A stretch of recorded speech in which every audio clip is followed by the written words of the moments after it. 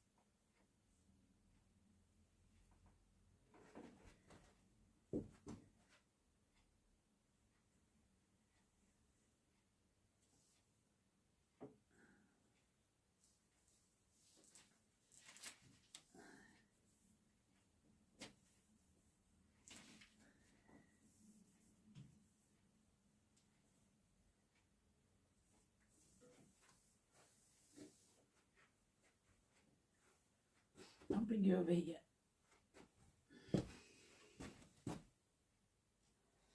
Yay, lights on. Right, I'm just showing you the 4 wheels on each side. I'm just giving them a little bit of a clean and wiping the track and a little bit inside there on the carriage. This is called the carriage that the machine sits on. So that's why I'm cleaning the track, so that'll help keep those wheels clean, because they get lint and dust and all sorts. And here I'm just giving, obviously you can see the table a bit of a wipe, because there's a track at the front as well for that carriage to sit on, and I just have to make sure the track and everything is as clean as possible. Yeah, so doing the same on the other side. I can't get to it all because the quilt's still on, and this is the biggest quilt size I can take on my frame. It's 82 inches wide, and because I know Liz very well, I know her quilt will be very straight and flat, so I can trust it to be the right size and won't cause me any issues. And then I've switched it on. You saw me switching it on before, and now I'm going to clean the table track and check the wheel. Oh, I can see a hair cut in there, you see, and that can cause trouble. I'll just give that to the birds as nesting. Oh, I can't because the window's locked because I've been on holiday, so I need the key. Right, now I can give it to the birds. Well, I'm not sure there's much nesting going on in September. Oh gosh, I can't get it off my fingers. It won't go. It wanted to stay with me. There we go. And Alfie the dog's come to see what's what. You can't see him, but he's You come in, see why I opened the window, what's going on. So of course on the carriage there are 2 wheels here. You can't really see them because they're black. You can't really see them. There's 2 wheels and at the back of the carriage, and obviously there's 2 wheels at the front. I wonder if you can vaguely see them. That you're seeing there, yes you can, that's the front track because I'm standing at the back of the frame. See the back of the machine. I'm just wiping it over. I've switched it on. I've switched both the machine on and the carriage, because the carriage is digitized, because I need that, because this design I've done for Liz is a digital design. I have had to edit it, etc., to make it fit, the spacing between it, the size of it, where it starts stitching from, where it finishes stitching, how it deals with the edges, how it deals with the middle. It flows directly from edge to edge of the quilt, but obviously there are often times when threads break or something goes wrong, or I have to stop and readjust if I don't like something. I am in full control of what happens when I do digital stitching. It is not a matter of pressing a button and going shopping. It's something you control and you monitor. So yeah, that's pretty good. I think that's as much cleaning at the moment that you could probably cope with. I'm going to go round now to the front of the machine and do the front track, and then I'm going to clean inside the bobbin housing. That's exciting for you. Be with you in a second. Oh, come round to the front and I can see what happened was I made the mistake of switching the tablet on that controls the digital designs before I'd switched the machine on. So now I think I'm going to cancel that and I'm going to retry. I might just reboot actually. This is why I do it now, because something like this always happens. So restart. Let's try that, and I'll give it a bit more of a clean while it's restarting itself. This is I haven't got much of this quilt left to do. I'll show you the actual quilting in a minute, but I just didn't get a chance before my holiday to get it done. I tried and I was late packing my stuff for my holiday because I was trying my best to get this finished for Liz, but it didn't happen. I couldn't get it done. Although it was going really well. It was not because of anything going wrong. It was just because it takes time, and it always takes more time. Even though I'm showing you this video to show you how long things take, and I know it's just the way it is in life, isn't it? We haven't always just got one thing to do, have we? We've often got loads of things we need doing. So I'm just going to have to get under here now to just get to the front part of the track and just give that a quick wipe down. And check that the wheels are running smoothly. Because if they don't, because their part, if the wheels don't turn properly, obviously the machine can't work properly and it can affect your stitches. There's a stitch regulator on the carriage as well, on the machine and on the carriage, which helps regulate your stitch length. So there's a lot of reasons why you need to make sure it's free of hair and lint, etc. And I am going to have to give more light. Either that or you're just going to have to tolerate it. I have got a light on the camera stand, which I'll try in a bit maybe. Okay, so here, I don't know, let's see, while I'm waiting for it to sort itself out. You can see the screen is coming up fine now. Let me see, are you ready for a wibble wobble? There we go. There's the screen coming into life, and that's all I get when I first start. I need to set things like the frame space and the area space on there. That's in a bit.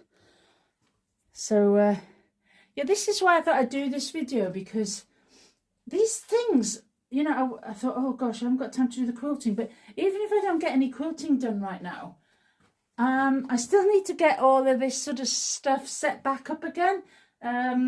So maybe later on this afternoon, I could actually do some quilting. But at the minute, I just need to get everything set up and clean and ready, which of course is a bit more than normal because I've been away on holiday for 2 weeks. So it's a bit more dusty, the whole house actually, but never mind, I'm cleaning the long arm frame. The house can wait. Okay, next I need to do the bobbin because that's happy now. That's doing its thing. I'm just going to stop for a second, see if I can get better light because I'm in a bit of a dark old patch here, and I'll see if the lights on the phone stand will help a bit more. That's better, isn't it? It is a grotty day in September 2025 when I'm filming this. Yeah, we got back from a holiday yesterday and I don't want to be thinking about dusting the house. And I've got this quilt sitting here looking at me accusingly.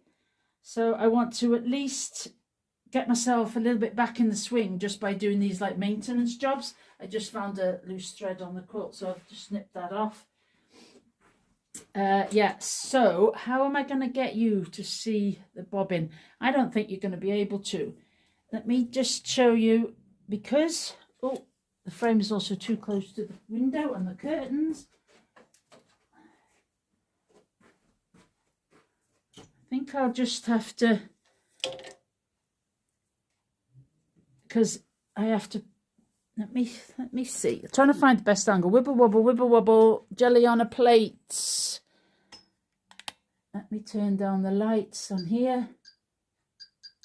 It doesn't, not so glaring. It's easy for you to see.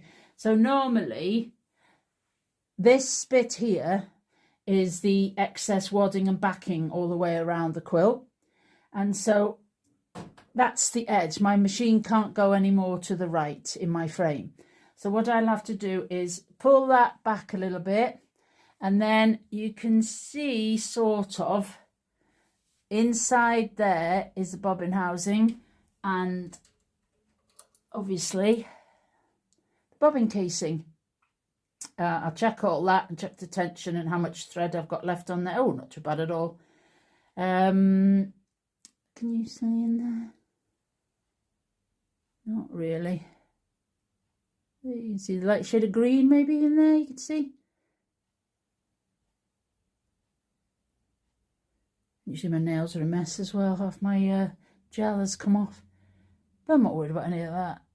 I just want to show you the time this can take and how I can build up to the actual action of quilting, get myself back in the frame. Just because I do this stuff a lot doesn't mean that I'm always ready, because other life goes on. I do these little jobs to get me back in the swing, so when I get to the quilting I will feel better and I will do a better job. This is not my quilt, this is somebody else's quilt that I'm quilting for them, so I need to make extra sure that everything's bob on. So I'm going to get my little tatty old brush, and you won't be able to see it, but I'm just going to go into that bobbin housing and swishy wizzy this around the place, and on the top here as well. I did clean in there that cup foot with my cloth, but now I'm going to get into that bobbin housing and get that brush in there all over the place. Not actually that bad. I've had it worse than that. Okay, and then I'll just, oh my god, look at the state of it. But it does, can you see the dust? It does collect off quite a bit of dust, and of course that helps the bobbin thread. And the windows are locked. God, you're seeing a real good episode today. Oops. Of how long it can take. What did I do with that key? Oh, it's still in the window, it's not a lot of use.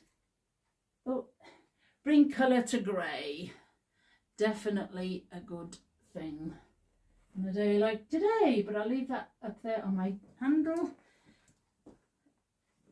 And actually I'll just, while I'm here, I'm just going to get rid of this dust out the window now. There we go. Yeah, and you might be saying, oh my God, what a palaver, but this is what you've got to do. This is what is part of the plans. And now, oh, let me move you back.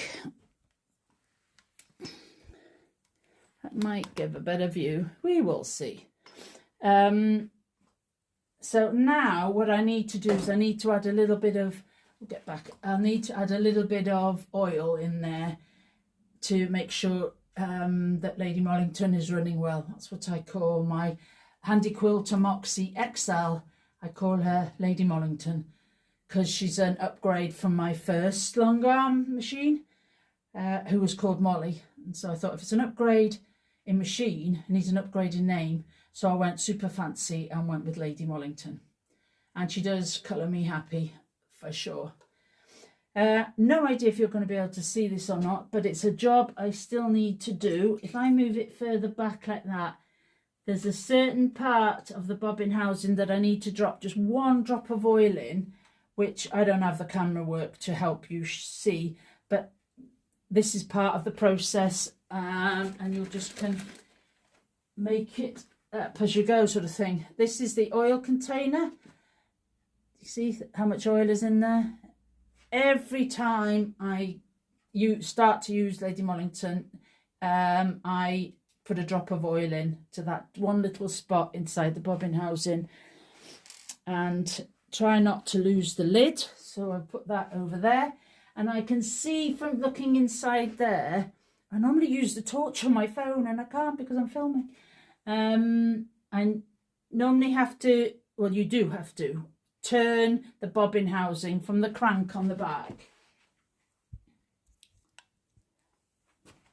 so that it's in the right position for me to put my little drop of oil in. And I just have to keep checking, and I can't probably see without the torch. Never thought of that. Let's have a look. There you go, got it. And I'm going to give it a little bit of extra brush. I can see a little bit of extra dust in there. Clear that right over where the hole is. So, and then just one little drop. It doesn't need tons, because you don't want tons actually, because it will drown it as such. There we go.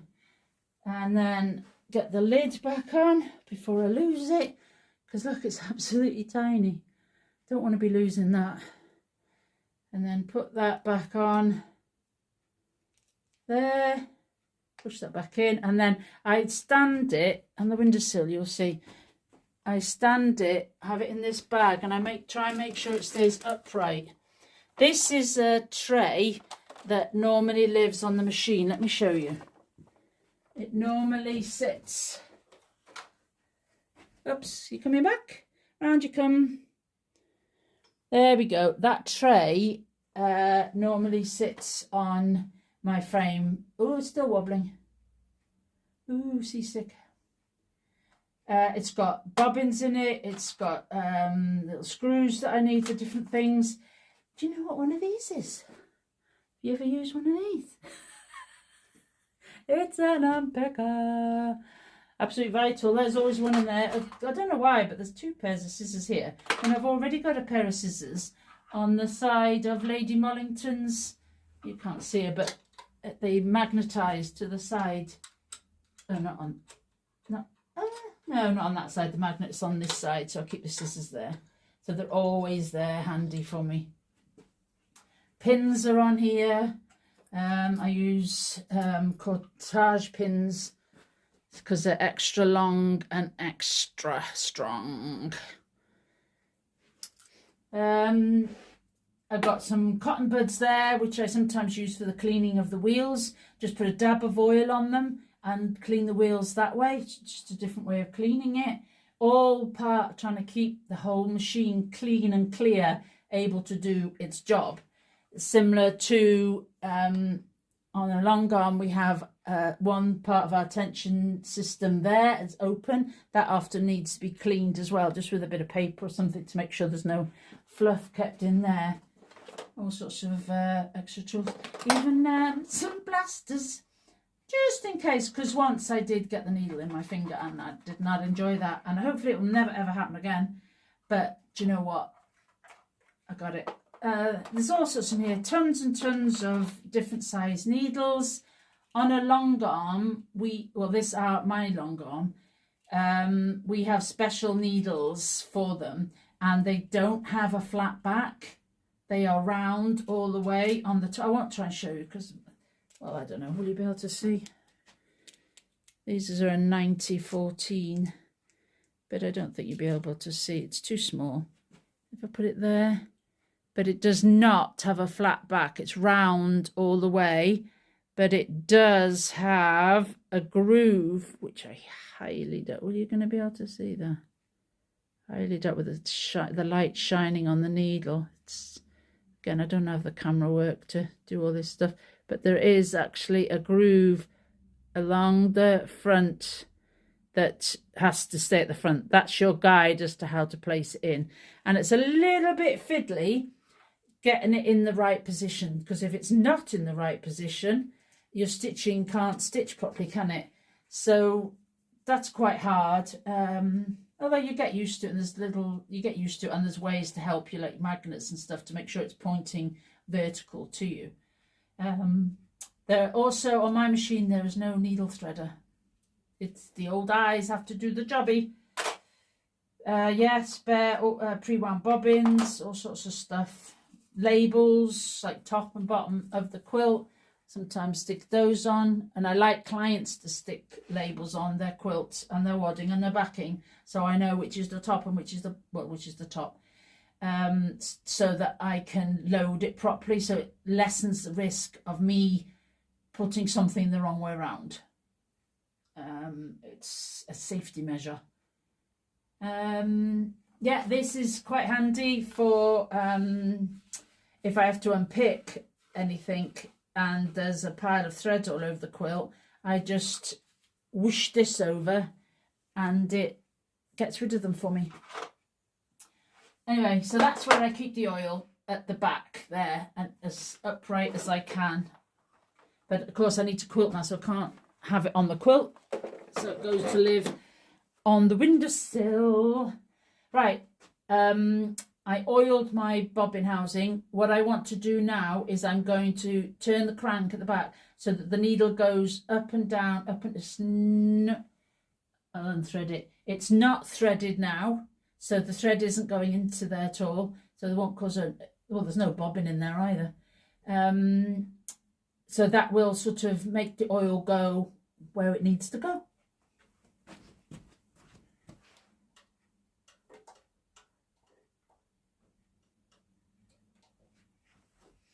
Okay, dokie, that's that job. Right, check the tension on the bobbin.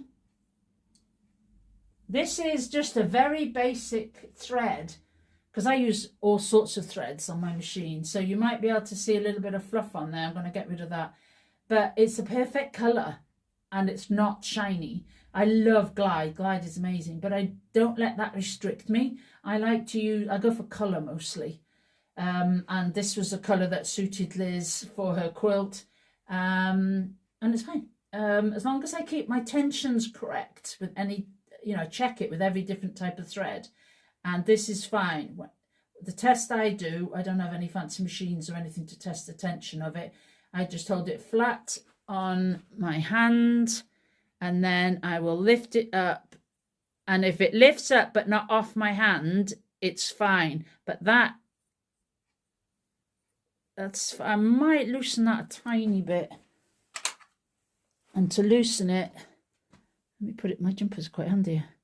I loosen it by putting this tiny little screwdriver with a flat, is it going to focus on it, do you think? No, but anyway, there you go. It's a flat head. So to loosen it, I put it in that bottom screw and I go lefty-loosey. Tiniest bit I've done. Tiniest bit. And now when I get it on my hand, lift it up, that's better. Can you see? Oh, well, I don't know if you can see the thread moving. I am actually moving the thread and it's fine. I'm happy with that. And then, of course, I've got a bit of excess thread now.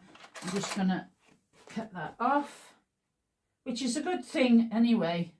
And actually, if you're using a domestic machine, or any machine actually, when you cut your thread from the top spool, really, actually not the bobbin, it doesn't matter so much with the bobbin, cut it on an angle, and then it makes it easier to get into the eye of your needle. So now I'm going to place this back in. Well, with my machine, that has to go horizontal, and you hopefully will hear a click. Depends on how good my phone microphone is, because I haven't got another microphone on me at the minute. Let's see if it clicks in correctly. Yes, hoping you heard that. There we go. So that's the bobbin all done. Put those scissors away. Right, next thing is to check my tension on my machine. Let me move you a bit closer, because I doubt you can see the wibble wobble, wibble wobble. You ready? Wibble wobble, wibble wobble. That's a bit better, I think. Still don't know if you're going to be able to see the thread though, because it's a light green, so it's a bit tricky. And like I said, I'm going to cut that thread on an angle so it'll be easier to thread.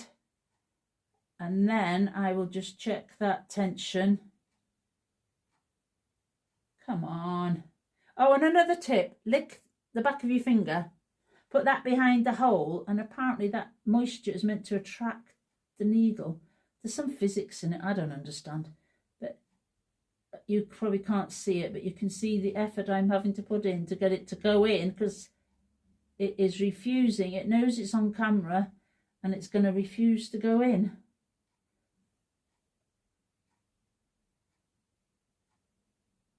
Get in there.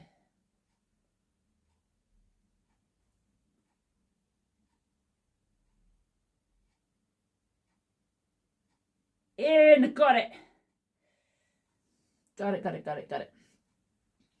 Okay, and to check the top tension, what I do with this machine is the thread's coming from the spool. I won't go through it all because it's hard to show you, but it's inside.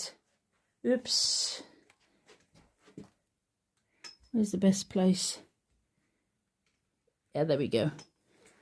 Inside that coil there. So I'm going to take the thread that's going in that coil and I'm going to pull it and put it down. And from that, I don't think you can see it now. It's a bit hard to show you. But anyway, I'm testing the tension of the machine, the top thread tension. And that seems fine to me. And checking that it's all in where it's needed to be. Now, let's see, what else do I need to prep this baby? And then it'll be going on to me getting the design onto, up you come, getting the design up onto the screen. Is it going to stay up? There we go.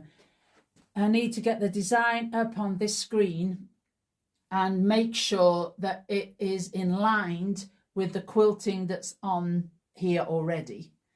I might just film that and put some music over it, just to show you that takes some time too. Or will I? No, I think what I'll do is I'll just show you the design that I've got on here. And then I will leave you with that little video showing you just what I need to do, even to prepare to do any quilting. Never mind actually doing the quilting. And I'll also have to move the quilt up that way so that I can quilt down some more of the rest of the design. I'm just going to take it off the frame and then I'm going to give you a quick view with the handheld. There we go. Now I've had to switch the light off, otherwise it all starts shimmering funny all over the screen. As I don't know, it's a loose thread. I'll get that in the bin. There we go, on the side there. And this is the design that we chose. I think it's called a Celtic cross.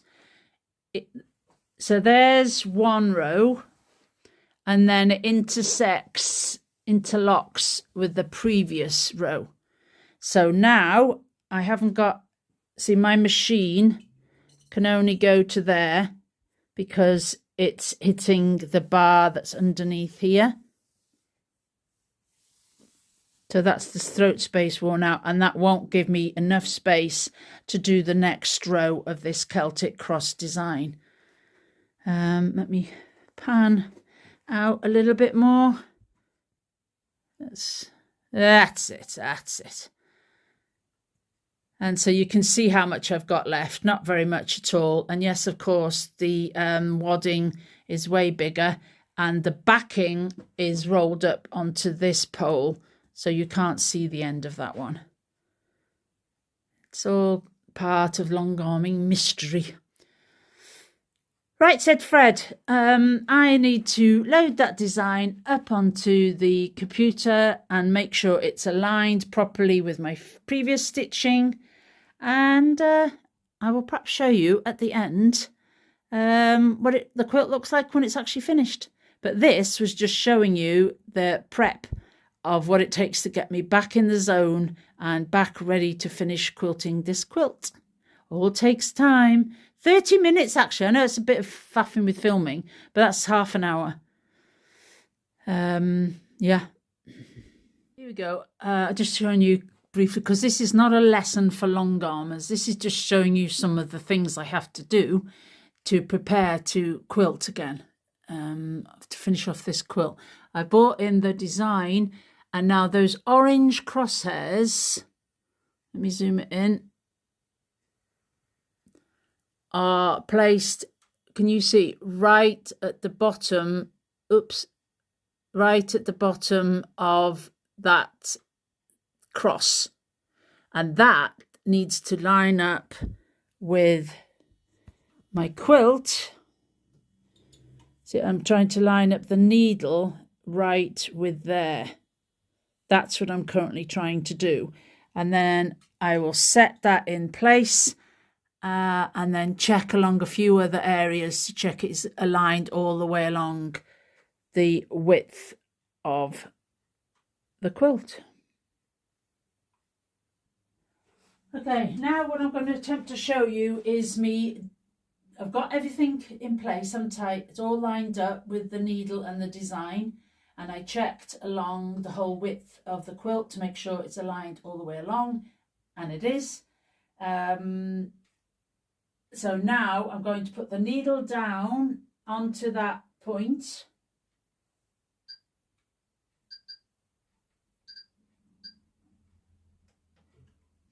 Okay, then again, it's not a lesson, I'm just basically, I'm going to drag it and I'm going to move this quilt up now so it'll be within my throat space. You can just see my hands here turning the cog. And then let's move it up so I feel I've got enough space in my throat space to stitch out the next row. And I reckon that should be fine. Let me secure that. Let me just double check in my frame and my window. I can see if that's going to fit in. And yeah, that fits in fine. So I better click on drop before I forget. And lift the needle up. And then I'll secure this front bit with my clamps to make sure that the whole front of this quilt does not move out of alignment either. And then I'm going for a cup of tea before I actually start doing any stitching. But yeah, and I make sure that the whole thing, there's a whole pile of checks I do. But that's just a little bit of an eye opener for you. And what needs to be done when you get back after a 2-week holiday, I need to finish off a quilt. So even starting is an activity in itself, and all the things we've got to do. It's definitely not a switch on, click button and go process. Definitely not. But I love it all the same. It's all part of the process. It's not all, it is very little of it is to do with perfection. It's to do with getting this quilt done for Liz's son and get him in enjoying it before the weather gets too cold. Okay, I think I'll leave that there for now, and I might, if I get round to it, add a photo at the end of the finished quilting. Thanks for watching. Don't forget the good old thumbs up, although this is more for my newsletter readers. So if you want to subscribe to my newsletter and find out more about all the things I offer, like retreats and socials, and a membership is coming up, an online membership called Patchwork Play is coming up as soon as I get time to finish it. I've been working on it for so long, but no matter, it's out to my newsletter, you'll find out. Okay, see you soon. I lied, forgot one more thing you could do with seeing, and I need to check, is I am not just going to go straight ahead and start stitching on this quilt and off we go. I have trust issues. So before I start stitching, I just put this little bit of scrappy fabric. I normally put it face down actually. And I'm going to stitch just on this edge to test the tension that my machine is playing ball and it wants to stitch nicely for me. I've got it set on a cruise mode at 11 stitches per inch and the speed is 200, but that's not where I'm at right now. What I want to check is its, I don't know whether I'm better, I just want to check its tension. So needle down, needle up, bring that bobbin thread up, hold your both threads, come back over where the bobbin thread came up, needle down. I'll do a couple of securing stitches, almost in the same place but not quite. Need to make sure my needle goes down every time. And now I'm going to see if it'll stitch properly for me. And I do like angular movements normally to check that those corners are stitching well and the threads pulled nicely. And then I try some swirls to see that it's moving nicely. It's looking good, ladies and gentlemen. Let me stop for a second at those corners. That's looking pretty good. Now try a couple of swirls. Both hands down. Although I'm not worried about what this looks like now. I just want to see the tension. That's all I'm doing this for. I just want to make sure it's stitching nicely before I go anywhere near Lizzie's quilt. Then I check. I have to go underneath here, and I go. You'll see me bending over now, and I just need to check. I can feel with my fingers if I can feel any major issues, but I'd rather check underneath myself to be triple sure. And I think it might be a tad loose. I can't see the stitch. I can't see full stitches in places, so I'm just going to tighten my top tension a tiny bit, because I've done my bobbin tension is done, isn't it? I did the palm lift, but so it's the top tension I need to be tightening a little bit now. So towards the right, and on a long arm you turn it quite severely to change the tension as such. That's not a gentle thing on a long arm. But again, you just do it bit by bit. Now I'm doing wavy lines so I know which is the new stitching. And I'm not going anywhere near Lizzie's quilt at the moment. Let's have a look if I can see those stitches clearer now. I'm going to go a tad tighter. And now I'll have to come down to the bottom here because I've stitched up there.